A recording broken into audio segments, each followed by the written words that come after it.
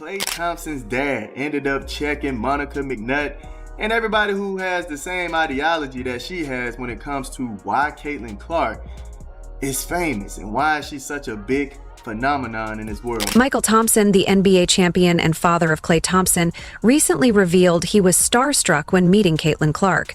It's remarkable considering Thompson has won titles alongside legends like Magic Johnson and faced giants such as Michael Jordan and Larry Bird.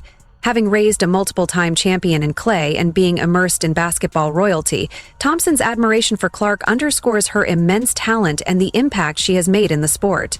Well, they don't like Caitlin Clark. You know, Caitlin Clark, I've been noticing, I've been following her career since she was a sophomore at Iowa, and I recognized how different she was, how different she played the game. She played the game like Steph Curry. We had never seen a woman play like that before. ESPN's Monica McNutt has been consistently undermining Caitlin Clark's impressive accomplishments, recently suggesting that her popularity is merely a result of being a white girl from Middle America. This viewpoint is not only offensive, but reflects a troubling pattern. It fails to acknowledge Clark's stunning long-range shooting, exceptional court vision, and the genuine joy she brings to countless fans while serving as a role model for young athletes. One wonders why someone like McNutt would target a player who is attracting millions of new fans to women's basketball. What did Mychal Thompson say that challenged McNutt's perspective? Let's explore that. Same thing. Why her? Well, I was just about to say same thing for Angel Reese when I had a chance to cover their games, but I think Caitlin represented, and again, some of this to me probably is not fair to her because it was not anything that she said or was truly based on her personality, but she was a white girl from the middle of America. During a recent BBC interview with special correspondent Caddy Kay, McNutt crossed a line that many ESPN analysts avoid.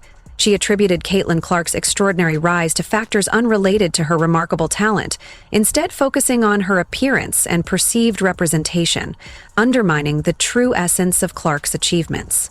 And so she represented a whole lot to a lot of people, whether that is truly what she prescribed to or not. We can all say she is a dynamic basketball player and a force both on the court and the marketing sense. But I do think, same thing with folks that may have fallen in love with Angel Reese that may or may not have agreed with everything they had to say either. We attach our fandom to these icons for all types of reasons. Take a moment to consider this. According to McNutt, Caitlin Clark's massive fan base isn't due to her NCAA scoring records, incredible no-look passes, or impressive crossovers that leave defenders stunned.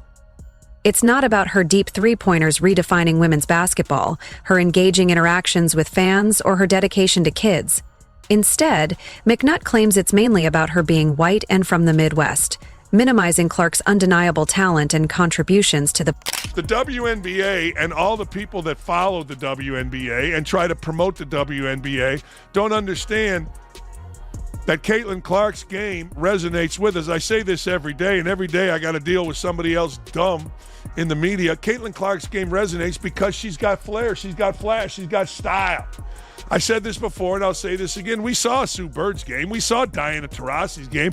Kim Mulkey was Sue Bird before Sue Bird became Sue Bird. We've seen it. We haven't seen Caitlin Clark. This condescending viewpoint fails to recognize the true factors behind the millions who tune in to see Caitlin Clark.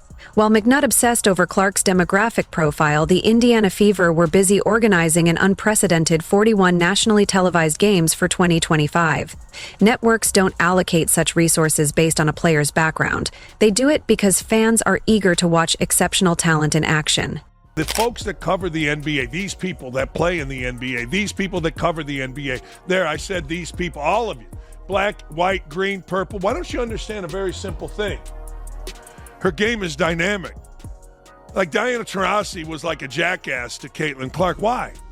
Her game is what people are drawn to. And then you go to the personality. Her game is different than any WNBA woman ever. And she wins, and she shoots from deep. It's no different than Steph Curry. How many times we got to say? What's particularly concerning about McNutt's comments is that they undermine Caitlin Clark's hard-earned agency and over a decade of dedicated skill development. Every behind-the-back pass and logo three-print wasn't a privilege, but the result of countless hours spent practicing in empty gyms. McNutt conveniently ignores that Clark led the entire league in assists as a rookie, while adjusting to a vastly different level of competition, highlighting her talent and determination. But honestly, the main reason is because of her talents. It's not because of her race. Her race has nothing to do with it. You know, especially with kids. She's saying kids don't see color, man. The kids that I grew up around, and when I grew up as a kid, I didn't see color, man. I did not see color. I didn't care about color. I didn't know what color was. I just knew you were a human being and I was trying to be your friend. It's kind of a crazy, nonsensical take to say that kids were looking up to her because she was white. The hypocrisy is striking considering McNutt receives a paycheck from the same ESPN network that broadcasts Caitlin Clark's games and thrives off her popularity. It's a classic case of biting the hand that feeds you while implying that the hand shouldn't be fed at all. Fans did not remain silent. Social media erupted in outrage after McNutt's comments, with one user on X stating, "She should be fired immediately." As hashtags trended and clips of her remarks spread widely, the backlash extended beyond merely defending Clark. It was a call to challenge the insulting notion that her diverse fan base supports her due to racial identity rather than her exceptional talent on the court. What McNutt failed to recognize is that Clark's appeal goes far beyond demographics. Attend any Fever game and you'll see fans from all walks of life proudly wearing her jersey. When asked, they'll share their admiration for her court vision, her fearlessness in taking daring shots, and her fierce competitiveness, never mentioning her being a white girl from the Midwest. But hey, it's every day. I don't know why Monica McNutt or anybody that professes to know basketball can't simply say, you know, her game's just different than everybody we've ever seen. Ever. Now, don't tell me. I've watched. Ever. Tamika Catchy's great player. Seen her game. The backlash against McNutt's racial comments represents the latest episode in what appears to be a personal grudge against the WNBA's rising star. This is not just a one-time occurrence. McNutt has repeatedly shifted the goalposts whenever Clark achieves something noteworthy. Consider last year's Rookie of the Year debate. As Clark was putting up historic numbers, McNutt suddenly changed her stance to prioritize team success. She appeared on ESPN's Get Up, backing Angel Reese over Clark solely because the Chicago Sky had made the playoffs while the Indiana Fever had not.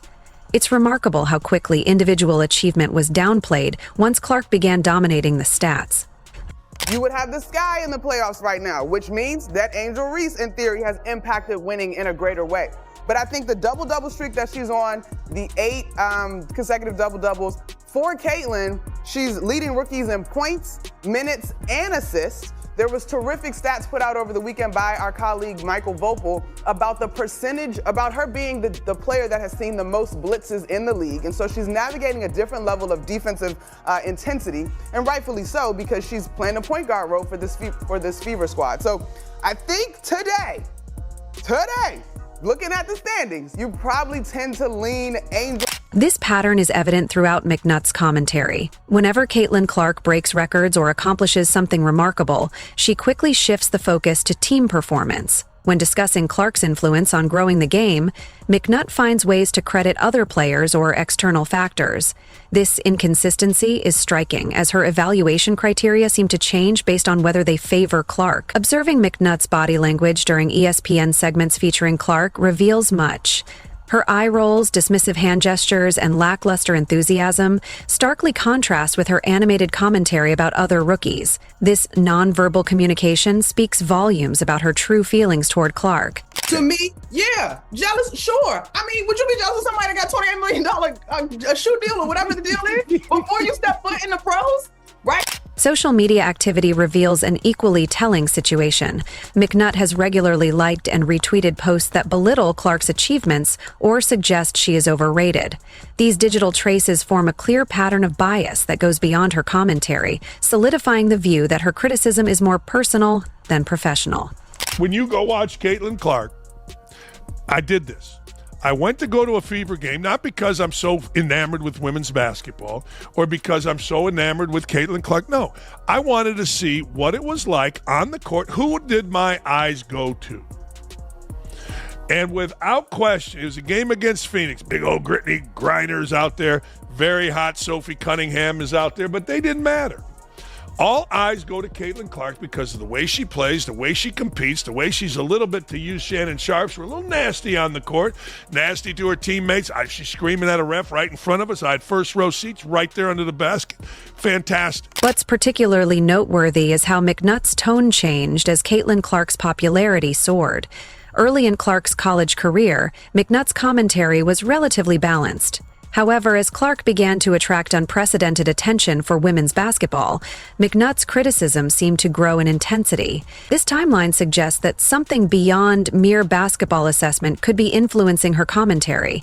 Perhaps discomfort with Clark's rapid rise, or even resentment regarding the attention Clark garners.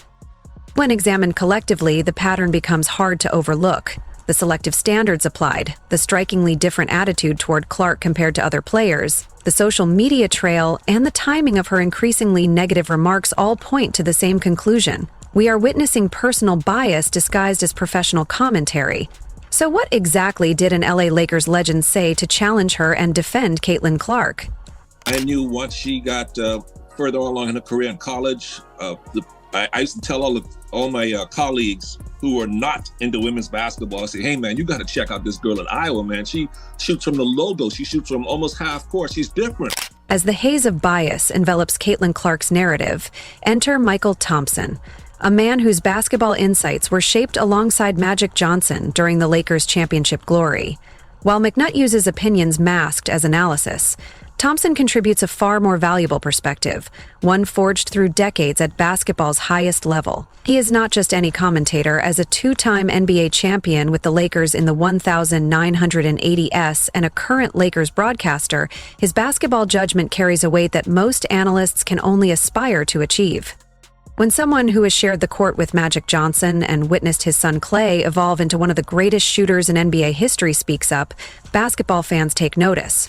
What makes Thompson's defense of Clark particularly compelling is that it challenges the typical hierarchy of the basketball world. In a remarkable admission that carries significant weight, Thompson confesses to something rarely heard from a veteran of his caliber. Damn near half the crowd would cheer when they scored. Is this everywhere? I don't care. When I was in Indy, I didn't care about that. The only thing I remember about Indy is when I was leaving Cambridge Arena in a loading dock, Caitlin Clark walked right by me, and I froze. I didn't say hello to her. How about that? My favorite basketball player outside of Clay was right there in front of me. There she was, and I said, no, I can't do it. But getting back to your question, you're right. That's what I remember most about Indiana. Caitlin Clark was right there next to me. Consider the implications. A man who fought against Larry Bird and played alongside Magic Johnson, while witnessing numerous NBA legends firsthand, finds himself starstruck by a WNBA phenom. This is not merely a compliment, it represents a dramatic reversal of the typical power dynamic in basketball, where veterans typically command respect from newcomers. Thompson offers more than empty flattery. He provides a framework to understand the torrent of criticism directed at Clark. He refers to it as the Jeep theory: jealousy, envy, egos, and pettiness. In Thompson's view, these four factors underpin the anti-Clark narrative rather than any legitimate basketball concerns, delivering an analysis that cuts through the noise with clarity.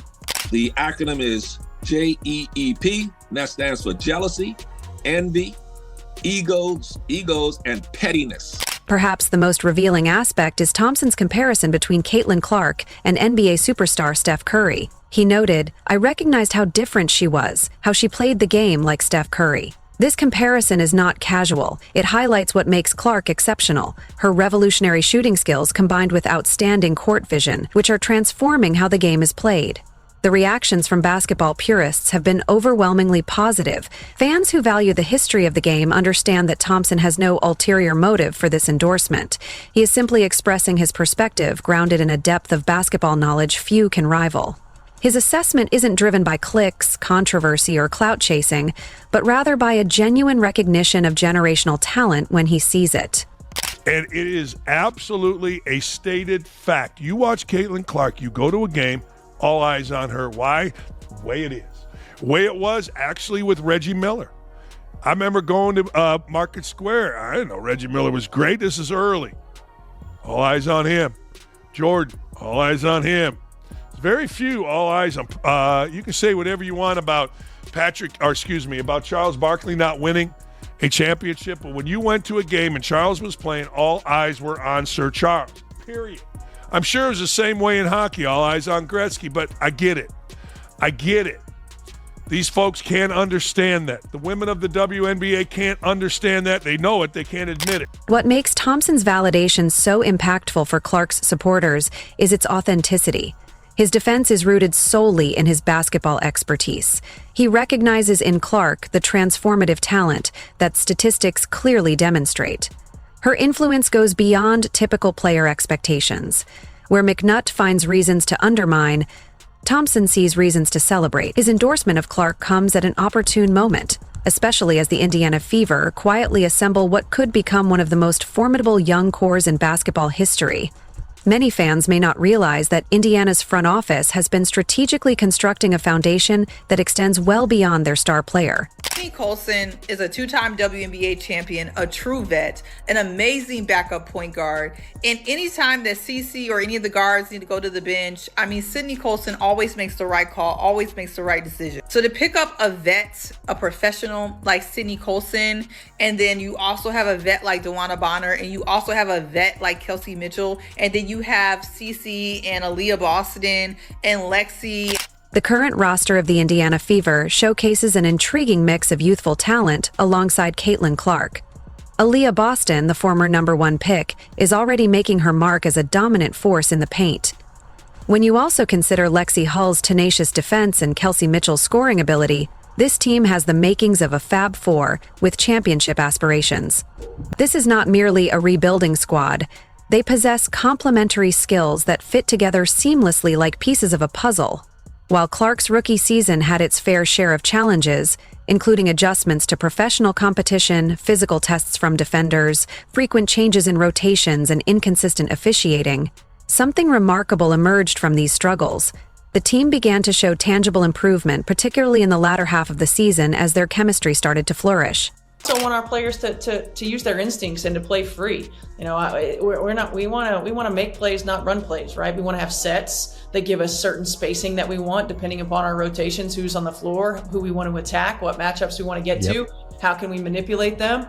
So we'll have certain play calls that just give us space to operate, and then whichever play we make, whichever pass we make determines, one of three actions that our players can read from.